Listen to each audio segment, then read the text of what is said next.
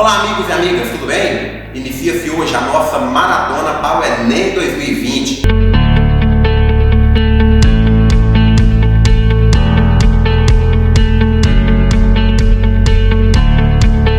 E hoje com um tema fantástico, sempre presente no Enem. Olha só, a urbanização brasileira. Eu sou o geógrafo, professor Robson Martins. E eu sou o professor Márcio Gomes de História.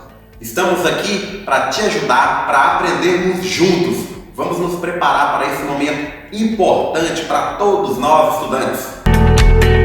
Olá pessoal, agora a gente vai falar sobre o conceito de urbanização. Urbanização é um conceito sobre população. O que é o conceito de urbanização? Urbanização é um processo pelo qual, quando a população da cidade cresce mais que a população do campo. Um país é considerado um país urbano quando a sua população da cidade é mais do que 50% da população total. Bom, para entender o conceito da industrialização é importante entender outros dois conceitos, do êxodo rural e da industrialização. Com a industrialização, ocorre emprego em larga escala na cidade, ou seja, as pessoas saem do campo e vão para a cidade em busca de emprego e melhor qualidade de vida. E sim, o Brasil é um país urbanizado hoje. De acordo com o IBGE, 84% da população do Brasil vive na cidade. Desde os anos 70, o Brasil é um país urbano. Bom, para entender a urbanização no Brasil, é necessário entender a história da industrialização no Brasil. A industrialização no Brasil se iniciou nos anos 30 no governo de Getúlio Vargas. Ela se iniciou em dois estados brasileiros, São Paulo e Rio de Janeiro. Esses dois estados já tinham uma estrutura financeira que vinha do café. Então foram nesses dois estados que iniciaram a industrialização. Consequentemente, foram os dois estados, principalmente nas suas capitais, que começaram a se urbanizar primeiro. Até hoje, a cidade de São Paulo e Rio de Janeiro são as maiores cidades do país. Porém, o grande boom de urbanização no Brasil foi nos anos 50, já no governo do JK, Juscelino Kubitschek. No governo de Juscelino Kubitschek tinha a meta dos 50 anos em 5, que era uma meta para desenvolver o país. Então foi nos anos 50 que foi esse grande boom, Então teve fatores externos e fatores internos que influenciaram na urbanização. Qual que é o fator externo, Nos anos 50 a gente estava nesse contexto da Guerra Fria. O Brasil se alinhou ao bloco capitalista, liderado pelos Estados Unidos, E a função do Brasil nesse bloco era duas: era mercado consumidor e fornecer matéria-prima. Essa divisão foi conhecida posteriormente como a nova divisão internacional do trabalho. Para cumprir o seu papel no bloco, o governo brasileiro criou políticas que favoreciam o êxodo rural. Que políticas são essas? O governo cortou investimentos para os pequenos produtores rurais e com isso esses produtores rurais foram obrigados a irem para as cidades, Agora, sobre fatores internos, existem alguns. Um deles é a questão da mecanização do campo. Com a mecanização do campo, os trabalhadores rurais perderam seu emprego no campo e foram obrigados a ir para a cidade. Todo esse processo culminou com o Brasil se tornando um país urbano nos anos 70. Comparando com outros países, o processo de urbanização do Brasil foi um processo muito rápido, que você pegar dos anos 30 aos anos 70, são apenas 40 anos. O que aconteceu? As cidades cresceram muito sem estrutura, sem estrutura básica, E isso acarretou uma série de problemas, Agora na segunda parte do vídeo, o professor Robson vai falar desses problemas sociais e ambientais causados pela urbanização.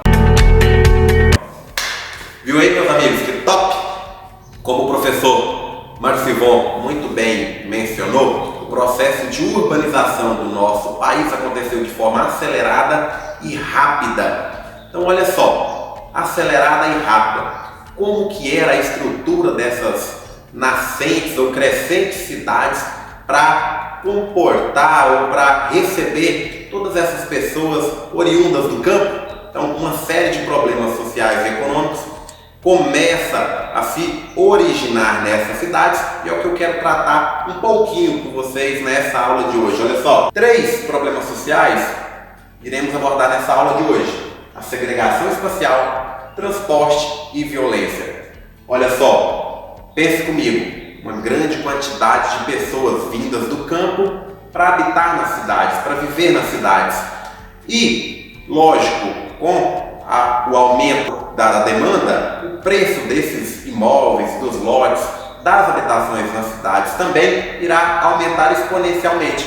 Então o que acontece? Essa população que chega irá se estabelecer em áreas, em locais muito distantes dos centros urbanos. E é nesses centros urbanos, é bom entender, é que estavam localizados os comércios, as áreas industriais que ofertavam então os empregos para essa população. Olha só, tipos de segregação espacial ou segregação social: étnicas, por nacionalidades e social. Vamos falar um pouquinho sobre elas?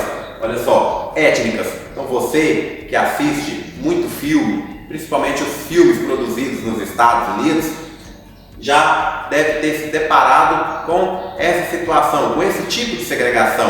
Então, bairros distantes dos centros, habitados por determinadas etnias. No caso dos filmes estadunidenses, é bem comum depararmos lá com bairros tipicamente habitados por negros e com toda a problemática que envolve essa questão da segregação do espaço e também da segregação social.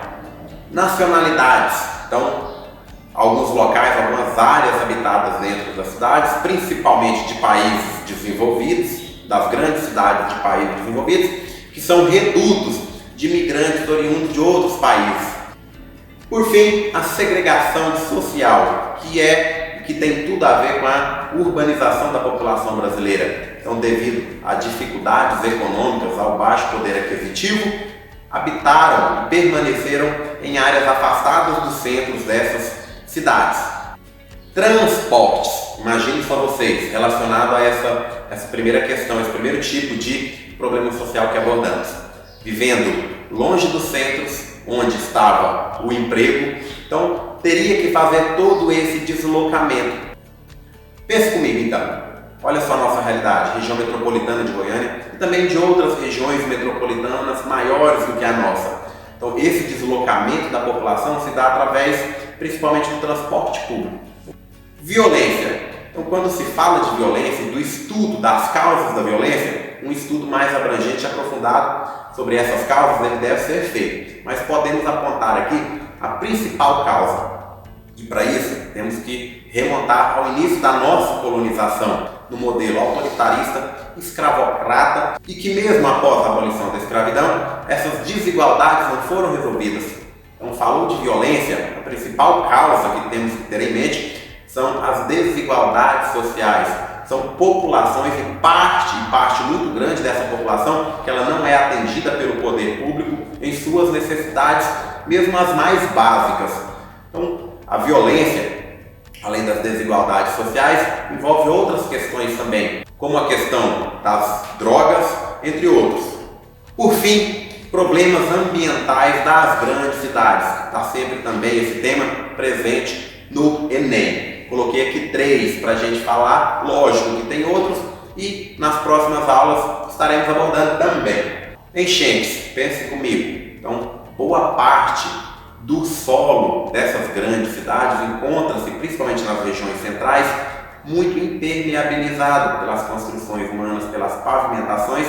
Então, durante as chuvas, essa água, ao invés de infiltrar o solo, ela vai escoar. Então ela chega nas porções mais baixas do relevo com uma velocidade e um volume muito grande.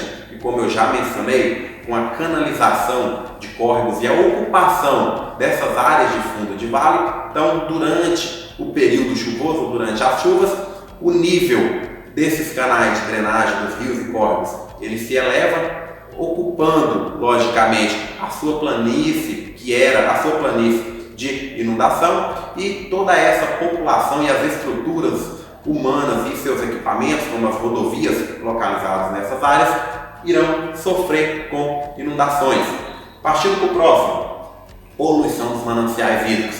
Então é sabido a deficiência que o nosso país tem nas grandes cidades das questões referentes ao tratamento do esgoto, tanto o esgoto doméstico quanto o esgoto industrial. Então, em boa parte, esses esgotos industriais são lançados in natura, ou seja, sem nenhum tratamento no leito de córregos e rios, diminuindo assim a oferta de água para a população, água potável, e também comprometendo a fauna aquática. Outra questão, em relação ao esgoto doméstico, não são todas as grandes cidades que dispõem de estações de tratamento de esgoto, sendo que boa parte é lançada diretamente nesses mananciais hídricos, poluindo rios e córregos e também poluindo o solo. Ilhas de calor. Pensem comigo, principalmente nas regiões centrais, por fatores que eu já coloquei aqui. Então, grandes estruturas humanas, prédios, os telhados, a pavimentação asfáltica, as calçadas. Então, isso tudo irá influenciar para o acontecimento desse problema ambiental, que também é sempre presente no Enem, que são as ilhas de calor. Então, como o próprio nome já diz, ilhas são locais, ou seja, o centro das grandes cidades, os locais onde há mais construções humanas, que vão absorver maior radiação solar e, por consequência, emitir mais calor. Então, nesses locais, e vários estudos apontam isso, a temperatura média ela é bem maior do que o seu entorno, ou seja, do que a periferia, ou de áreas onde há parques e bosques, que o seu solo não é impermeabilizado e que as construções humanas também são menores. Espero que vocês tenham gostado dessa aula de hoje sobre a urbanização brasileira. Não deixe de se inscrever no canal e também de ativar o sininho para que você seja avisado sempre que um conteúdo novo, uma aula nova for postada aqui no canal. Até o nosso próximo vídeo.